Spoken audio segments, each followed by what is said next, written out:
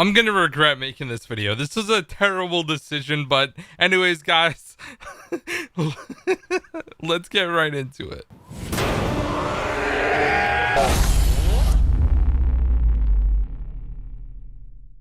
Hey, what's up, soldiers? My name is GregFPS, your favorite fat zombies YouTuber. Welcome back to another video. In this video, guys, we're going to be going through the brand new hard Unsinkable Gauntlet. It's AIDS. It's terrible. It's the worst thing you will ever do in your life, and the only reward is a sticker. Actually, no, this is the sticker that you get for completing the normal Unsinkable Gauntlet. This is literally the sticker that you get for beating the hard one. Yeah, there's a purple stroke. I could literally edit this in Photoshop. It's a freaking joke.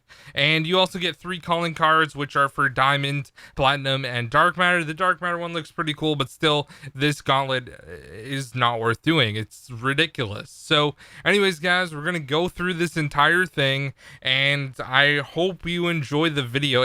Dude, this gauntlet sucks. It took me 3 hours, and dude, it's just not worth it. So anyways, guys, without further ado, let's jump right into it.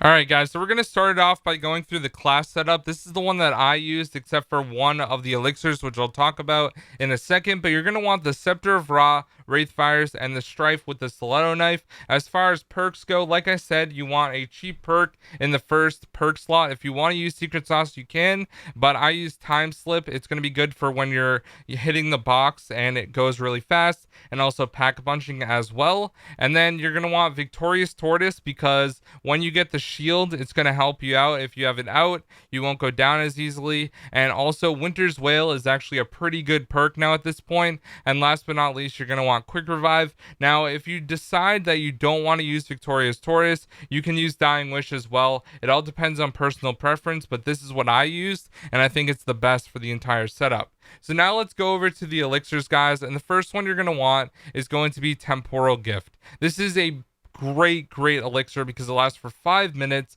and any power-ups that you get during that 5 minutes is going to last longer. One thing you want to keep in mind is do not, and I mean it, do not activate Temporal Gift on round 18, where you need to avoid power-ups because they're going to last twice as long, and it's not going to be a good time. Next, you want to have Nukes, Dead of Nuclear Winter. You can also use insta-kills as well if you decide. This is going to help you get through rounds a little bit faster and end rounds as well if you're using the nukes. The next one is going to be talking about regeneration. Your health constantly regenerates while moving. This is a great one to have for a couple of the different rounds, like when you're surviving in the engine room with all the stokers. This is a good one because you can just keep running around and it'll regen your health. And last but not least, you're going to want to have Immolation Liquidation, which is going to spawn a fire sale. If you're playing co-op, I recommend someone pop Temporal Gift so that the fire sale lasts twice as long. And also, if you have Time Slip, you're going to be able to get a lot more box hits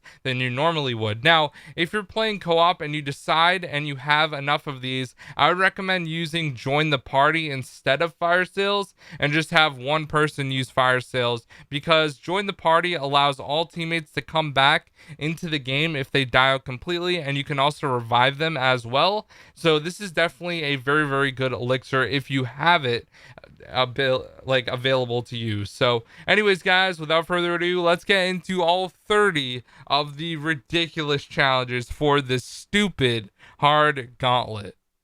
Alright, guys, so challenge number 1 is avoid taking damage from sprinting zombies. This one's pretty straightforward. Literally sit at the top in the spawn room and just shoot them. That's all you need to do, but they will be sprinting. They're not like Varrock sprinters or transit sprinters, but they're still fairly fast, so just make sure you stay on top of your toes. If you're playing in a co-op game, have a couple people cover the stairs. They do come over from the railing on either side, so also be careful of that. But this first challenge is really easy. Probably the easiest challenge in the entire thing, and that's why it's number 1. Alright, guys, this next one is kill sprinting zombies with equipment only. This one is fairly simple. All you really want to do is train up as many zombies as you can, throw a Wraithfire on the staircase at the top or the bottom, and then run all the zombies through it. This is by far the easiest way, and use Wraithfires. It is 100% the best option when you're doing this. All right, guys, challenge number 3, you need to use melee attacks only. Damage from zombies fails the round. So you cannot get hit and get damaged at all this entire time. So what you want to do is use the stiletto knife, and as soon as zombies are like running towards you, you kind of want to lunge for them in a way where you're still far enough, and every time you knife, back up like right away. And the stiletto knife is a lot easier for this one. This is by far one of the absolute worst challenges because you can fail, but the good thing is it's early, so if you do fail, you can just restart, and that way you can do it again with no strikes. The next one is survive a round of sprinting zombies with at least one perk active. So chances are you're probably still going to be in the spawn room. So I'd recommend using Time Slip or Secret Sauce. They're both only 1500 points. So you should have more than enough to be able to buy this by the end of the round, no matter how many players you have in your game. Coming in as the number 5 challenge is survive the entire round using the Essex. Now, the thing that sucks about this one is if you miss a shot, you get damaged 50 damage taken off of you of the normal 200. So if you miss 4 shots, you're gonna go down. So you need to be really careful. The best thing to do for this one is get a train and go in a long hallway and then just shoot into the hallway at the zombie horde, and you should be okay. This one definitely is one of the more tricky ones because you really need to be extremely accurate, and the S6 isn't the most accurate gun. It's really bad, obviously, so it's not going to be that great, but you should be able to do this one, not too difficult. All right, guys, the next round you need to activate the Sentinel artifact and finish the round within a time limit. So what you want to do is activate the Sentinel artifact and then stay together with your teammates in basically the exact same area after you activate the Sentinel artifact. And all the zombies are going to aggro to you guys if you stay together or if you're playing solo. So just try to kill everything as fast as you possibly can and use the nukes like I recommended in the class setup as well. All right, guys, the next round you need to get the shield. If you need a guide for that, I'll have it linked down below, but you need to finish the round with a shield. Now, the sprinting zombies are going to do double damage, so I'd recommend doing it in the round before or a different time as fast as you possibly can. Get those parts that are closer to spawn as soon as you can, like when you're running to the Sentinel artifact.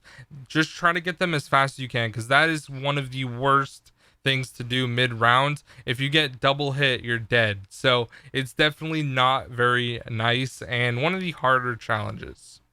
All right, guys, the next one is going to be closed for business, and all buys are disabled and weapon fire drains points. So this one, every time you shoot a bullet, it's going to take away 50 points from what you have. So I would recommend that you guys use your equipment. Wraith fires are going to be your best friend because it doesn't actually drain any points at all and you only get points. And also I would just recommend running around in a train and then throwing a wraith fire. If you get homunculuses from the box, which you're really lucky if you do, you can also throw those. Those are going to help you out a ton. This challenge is just really annoying, pretty much like all the other ones. All right, guys, at the number 9 spot is Mystery Shopper. You need to obtain 2 items from the mystery box, but you're going to be randomly teleported. So you get teleported to different areas of the map, and this one really sucks, and it's pretty hard, but you have about 30 seconds before you get teleported again. So what I would recommend doing is running a fire sale so that you can hit the box in any of the locations that are on the map. Chances are you're going to be able to get to one of the spots at least if you get teleported that's within like 10 seconds of where you are. So try to just run to the closest box and get the guns you have, because this one definitely is a huge pain as well. All right, guys, this next one, you need to defend the cargo hold while flooded. Now, friendly fire is enabled, so if you're playing with your teammates, do not shoot them. And also, if you're playing solo, it's going to spawn in 3 bots. Do not shoot them because they will die. And also, if you have perks, the more you have, you'll get a more blurry vision. In my game, as you can see, I have 2 perks, and it wasn't too bad, but it was still a little bit blurry. So if you have 4, you're basically screwed. Like, it feels like you don't have your glasses on. If you wear glasses, it's really bad. So definitely try not to buy perks yet. I would buy them on the next round if you have extra points. All right, so if you complete those 10 rounds, you'll get the platinum calling card, as you can see on screen. It looks pretty cool, but it's basically the same exact background as all the other ones, and even the normal Gauntlet, but it just has a different skull on it. Still looks decent though. All right, the next one is you need to open all of the doors on the map within the time limit. Now, chances are you probably already opened a lot, but ones that you should definitely check is going to be the drop down that is on the same level as the dining room to get back to spawn. It's going to drop you down into one of those hallways to get back to spawn, so definitely open that one. There's also a drop down when you get into the engine room, so that one is usually not opened right away either. So those are the two you want to worry about if you haven't done it, but try to open up the entire map before you even get to this round. It's just going to make everything a lot easier. Okay, number 12 is actually the most fun round in this entire gauntlet. And what you need to do is survive a wave of crawling dead. And the only way to kill zombies is by being prone. So this one is really not that bad because the crawlers go fairly slow. And shooting while prone is pretty fun as well, to be honest. So it's really not too bad, but I would definitely recommend that you guys just have a decent gun by this point. Alright guys, challenge number 13 is repacked, and what you have to do is have a gun that's repacked. So you need to pack a punch it once and then pack a punch it again. Now the gun that I would recommend doing for this is the Essex, because you're going to need it on round 16, and it is a huge pain in the butt. So I would highly recommend that you guys just do it for the Essex. It's going to help you out in the long run and on round 16 a lot. Even though the gun is terrible, it's still going to get kills, and you need it to on round 16 because an unpacked one will do absolutely nothing. Alright guys, this one really sucks because perks, elixirs, pack-punch weapons, health regen, special weapons, and the HUD are all disabled. So what you want to do is use equipment and an unpack-a-punch gun. Now make sure your unpacked gun is actually really good, like having the Hades or the rocket launcher, anything like that is going to help you out a ton. This is one of the harder challenges because you can't really see anything on your HUD, obviously, because it's disabled. So it's one of those ones that looks cool, but it's kind of hard. And if you're going to be using elixirs, make sure you remember exactly which elixir is where on your D-pad. Alright guys, the next one, you have to stay on the poop deck, and horizontal movement damages players. So basically what you want to do is stand still. You need to stay in one spot. I recommend all the way in the back of the ship and just shoot all the zombies that are coming at you. It's going to be a little bit difficult, but if you have equipment like homunculus, it will help you out a lot. Wraith fires, all that sort of thing. Just stay still because any movement that you make, you'll get damage 10, I believe. So this one is a little bit annoying, but you should be good. Alright guys, on round 16, the zombies are only going to appear when you're shooting your gun. And for this one, you need to use only the Essex. So this is definitely a very hard challenge. I died pretty much right away, and good things my friends were able to clutch up the round and complete it for me, basically, because I am just terrible at this challenge. I thought it was the hardest one. It's probably the second hardest out of all of the other challenges on this map. So this one definitely really sucks, but you should be all right. Alright guys, this next one is kill zombies with headshots only, and ADS is disabled, so you can't aim down your sight. You just need to hip fire the entire time, and you need to aim for the zombies' heads, otherwise they will not die. This one is a fairly easy challenge, so this one should be alright. Alright guys, this next challenge, the 18th one, is a huge pain as well, and this one you need to avoid all power-ups. It's like having power vacuum in Black Ops 3, where there's going to be a ton of power-ups that drop. Now what I recommend that you do is go to a big open area. I like using the spawn room for this one, and what you want to do is kind of make a train, and then don't use that exact same path that you just used, because you're going to be turning around and shooting zombies while you're doing this, and they're going to drop a ton of power-ups. And then you'll move to a different area. So in the spawn room, you can go all the way up at the top, and then you can go on right next to where the Essex wall buy is and kind of just make a big circle, and then when you see power-ups in your way, just use the middle area. That's basically what I did. Using Wraith Fires is great at the top of stairs and the bottom of stairs as well if you want to run all the zombies through there. So this one is a little bit tricky, and one thing that happened to me when I played for the first time, I ended up doing this twice to complete it. The first time I ended up getting pulled by a Blightfather into power-ups, and it completely screwed me over. Now another thing that's really annoying is you must be close to damage the enemies. So you actually have to be close to them. Now the range is within about 10 feet, but other than that, this challenge is really hard, and a lot of people end up getting strikes from this one, so just be extremely careful. Alright guys, this next one is damage to player causes point drain. So the more you get hit, the more points you lose, and this one is a huge pain in the butt as well, but this challenge is not too bad. Now what I would recommend doing is getting all the perks before this round, so that way if you lose any points, you'll still have all the perks to help you out. So it shouldn't be too bad, but this one can be a little bit of a pain in the butt.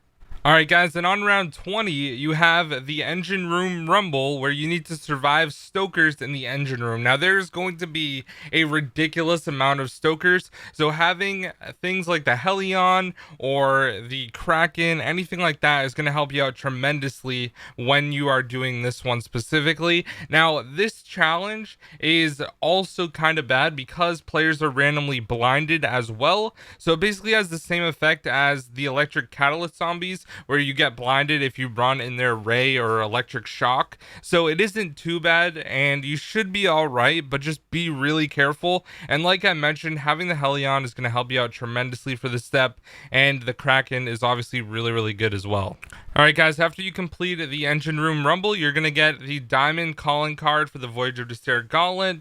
It looks pretty cool. It's just basically the same as silver. It's supposed to be diamond, but it doesn't look diamond at all. So yeah, let's get into the final stretch of the last 10 challenges that are going to make you lose your sanity 100%. Alright guys, so these last 10 can be really annoying, but the first one is fairly simple, but it is a little bit more fun actually. So what you need to do by round 21 is have level 3 specialists. So you should have been using this throughout the entire other 20 rounds that you were doing this gauntlet. Now some of them you can't use it because it's blocked off and you're not allowed to use it, but on the rounds that you can, make sure to train up a bunch of zombies and then activate it away from those zombies and then shield bash them. I recommend using the staff. That's what I used in my setup like I showed you guys. It's by far the best weapon to use. So now you need a level 3 specialist, and you can only regen your health and use weapons while jumping or sliding. So I would recommend jumping for this one. It's a little bit harder to slide and shoot your weapon, so I would just recommend jumping in a spot, and if zombies are attacking you, you can run away, but the only way you're going to regen health and be able to shoot is by jumping. So I would recommend doing that. Sliding just doesn't really work that well. So yeah, that's challenge 21. Alright guys, 22 is a very difficult challenge. This one is very annoying as well. And what you need to do is kill catalyst zombies using the corresponding alternate ammo type. So basically how this works is each different double pack ability is going to kill a certain version of the catalyst zombies. So obviously there's the cryo ones, which are the water ones or the ice ones. There's kilowatt, which is the electric. There's brain rot, which is the acid version. And then firebomb, which is the fire zombies. So how this works is you need to kill the certain ones with a certain alternate ammo or double pack a punch ability. So for the poison zombies, you need to use the water or ice version of the double pack ability. To kill the water ones, you need to use kilowatt, which is the electric version of the alternate ammo type. For the fire, you need to use brain rot.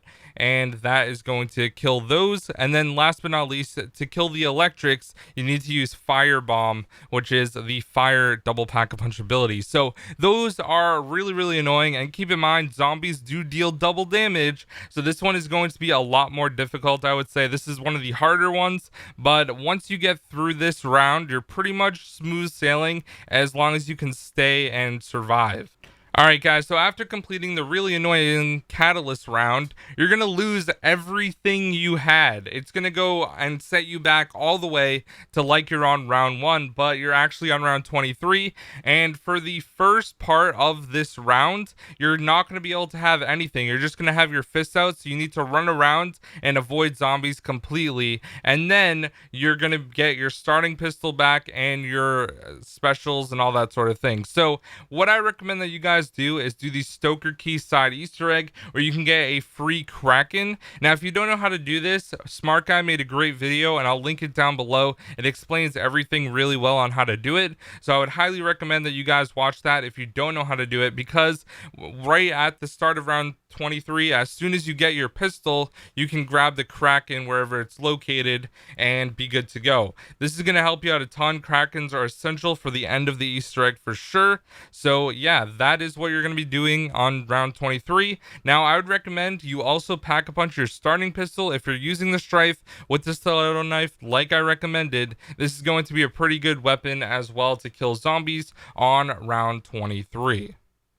Alright guys, so on round 24, you need to replenish health drain with zombie kills, and players must end the round inside the engine room. So this is the big area down below where you have the 4th Odin perk, and you basically want to just go here at the start of the round and stay inside of the engine room. This includes, do not go in the turbine room or anything like that. You need to stay in the engine room, but I would recommend just using the entire round in there, so you make sure that you can kill as many zombies. They're going to spawn really fast in there, so if you have Krakens, if you have Hellions, if you're playing with teammates, you can use your specials, all that sort of thing. It's going to help you out a ton, but I would recommend just staying in there for the duration of the round. That way, if a teammate accidentally gets a nuke or anything like that, you'll be in the engine room already, so you don't need to worry about leaving or anything like that. So this one is a little bit annoying, but it's not too bad if you have a good setup. Alright guys, on round 25, you have to go back to spawn and defend the forecastle with no special weapons. Health drains players unless player crouches. So this one is a really annoying one, because you basically want to walk around while crouched the entire time. Otherwise, you're going to lose health, and you just want to kill zombies. This is basically the exact same thing. It's basically a first room challenge where you need to stay in the first room for this entire round. On round 25, there's going to be a lot of stuff happening. You're going to get Stokers. You're probably going to get Blight Fathers. So you just need to be aware of your surroundings. This one is a little bit difficult, but it's not too bad. Alright guys, on round 26, you need to complete the round before the timer runs out. Players must be close to damage enemies. So for this one, I recommend going to the bottom of the grand staircase, all the way down where Pack-a-Punch is located, and what you're going to do is just stay there and kill zombies. Now, the reason you want to do this is because that is the fastest spawning area. All the zombies are going to run in from the sides all the way down there, and then they'll run down the staircase in front of you. So this is a fast way to kill a lot of zombies, and if you're playing in a co-op game, have everyone just stay down there, and as long as people have Krakens or a Hellion or use Homunculus, anything like that, you're going to be fine. It's really not too difficult. This is a high round strategy that a lot of people end up using for high rounds on this map as well, so it definitely is a really good method to go through rounds quickly, and you need to do it before the timer runs out, but you should have a lot of extra time as long as you're down there the whole time. Alright guys, round 27 is another Essex Model 7 round. Huge pain in the butt, because you're not allowed to aim down sights because it actually hurts you. So you're going to need to use the S6, which is already a terrible gun on round 27, even pack-a-punched. So chances are you're going to want to pack-a-punch this thing before you end up getting to this round. So one of the other rounds where you have extra time, try to pack-a-punch it. Like right after you lose your weapons, maybe on round 23, get it and pack-a-punch it again before you continue, because you're going to need it on round 27. This one is really annoying. It takes a while to kill all the zombies and also the stokers and the blight fathers that you can get. So just take your time with this one. You don't need to rush it or anything. It's not timed. It's just going to take a long time to continuously get headshots with the S6 over and over and over. This round can take you anywhere from 10 minutes to 25 minutes. It's really long, but once you get through this, you can use pretty much any weapon you want at this point that isn't pack-a-punched at least. Alright guys, on round 28, you have the HUD disabled, the aim down sight disabled, equipment, special weapons, and melee attacks are all disabled. So you can't use anything except a gun, and if it's pack-a-punch, that's fine, but you're not going to be able to use a packed gun on the next round, so I wouldn't recommend pack-a-punching anything, and basically it's just getting gun kills the entire round. It's pretty self-explanatory. This one I would recommend if you're playing in a co-op game. Everyone will just spread out and stay away from each other and you should be all right. All right guys, on the 29th challenge, you need to fast travel within the time limit, and pack-a-punch weapons are completely disabled, and also if you sprint it causes damage. So what I recommend you guys do on this one is there's the two different fast travels located in the front of the ship in the spawn room, and one right next to where you activated the Sentinel artifact on round 6. So what you want to do is just ride these back and forth. I would recommend going when you have about 15 seconds left each time, and you're going to end up just using the fast travel back and forth a bunch this entire round, and you want to kill zombies in between as well, because it's going to be a lot easier if you're doing this the whole time. So this challenge is fairly easy as long as you leave with enough time so that you can guarantee you'll get to the other side fast enough. Now once you get in the fast travel, time is not going to be an issue, and then it will reset when you land back, and you have a minute between each one, which actually isn't too bad, so you should be fine for this one. It's the second to last challenge. This one is a lot easier than I expected for a late challenge, but yeah, let's get on to 30. This is the hardest challenge in the entire gauntlet.